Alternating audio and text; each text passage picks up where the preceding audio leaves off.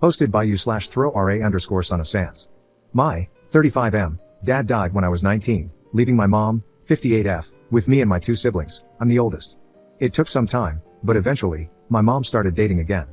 We don't live together per se, but our houses back onto each other and have a gate, so it's pretty common for her to offer to do my laundry, for me to go over for dinner, or to look after our dog, things like that.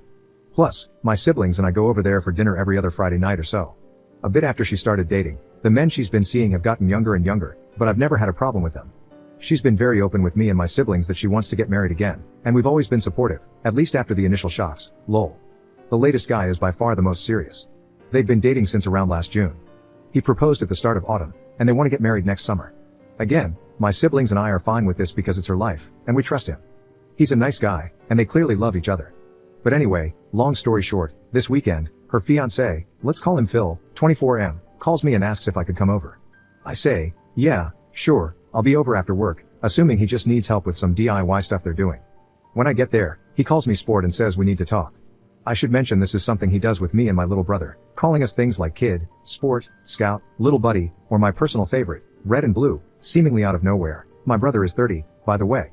He tried it with my little sister, 28F, once and called her princess, but he stopped when she just stared at him.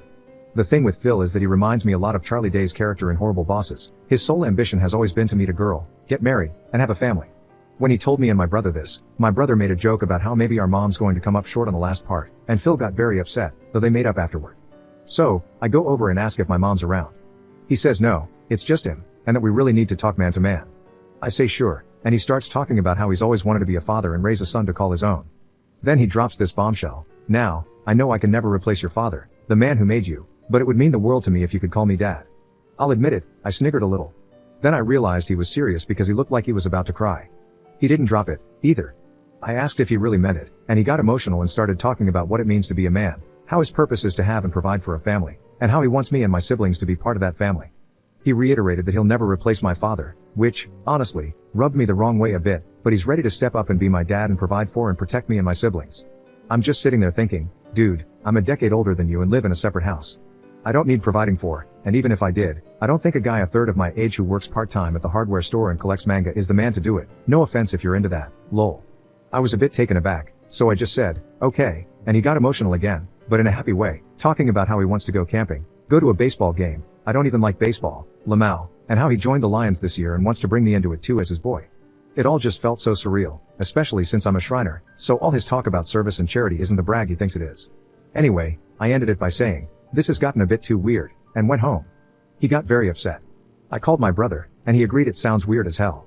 Later, my mom called me. She wasn't disappointed, but she admitted it's made Phil very upset and depressed. I told her that if he's embarrassed, he doesn't need to be. I get that he's excited about the marriage, and we can laugh this off as a funny story. She said that wasn't what he was upset about. She said he, and she, to an extent, is upset about the fact he poured his heart out and I rejected him. She said, yeah, it's a bit kooky, but this is how he proves to himself he's a man. I guess I got a bit angry and said something like, first off, it's not my job to certify what's between his legs, and second, this doesn't prove he's a man, it just proves he's a nutjob. I apologized immediately, but she said she didn't want to hear it and hung up. She called back 10 minutes later, we apologized to each other, and she begged me to just go along with it until he has some kids to call his own. I won't go into too much detail here, but she let slip that they plan to try IVF because she's not ready to give up on being a mom just yet. While I, have my own thoughts about whether or not that's a good idea, I'm not here to litigate that. We finished up fine, and I reiterated I'd support her. She agreed that it's definitely a stressful situation for me but begged me to at least think about it. So, here I am. I did think it over, and obviously, I'm going to say no. I had a dad, and he died. Rest in peace, Dad. That's the only dad I've ever needed, ever wanted, and ever will bestow that title on. I'm not asking if someone's being unreasonable or what I should do, more so, what I should say. This clearly means a lot to Phil for some reason, and I deeply love my mom, so I want to try and minimize the damage. Especially since we're still so involved in each other's lives, and they live behind me. How can I make it clear to them, as painlessly as possible, that I think this is weird and borderline offensive? I really don't want to rip the band-aid off because I fear what it might do to the family. Update 4 days later. Anyway, I told both my siblings, and we agreed we'd collectively put our foot down with Phil at our next family dinner next week. This was especially after an incident where Phil referred to my brother as sport and asked if he wanted to go see a baseball game with him. Admittedly, I was a bit spurred on by what you all said and got involved, pinging him back with, "Aw, no tickets for me, Daddy," sad emoji, and my brother responded with, "Daddy wants me all to himself. Hot, winking face." Phil took a few minutes to respond before saying he was shocked, speechless, and disgusted. He then messaged me in private to say he was utterly appalled and that he'd never disrespect his own father the way you boys did. At that point, I kind of lost it and said, right, that's because you're not my father, Phil. You're a 24-year-old manchild dating my mother.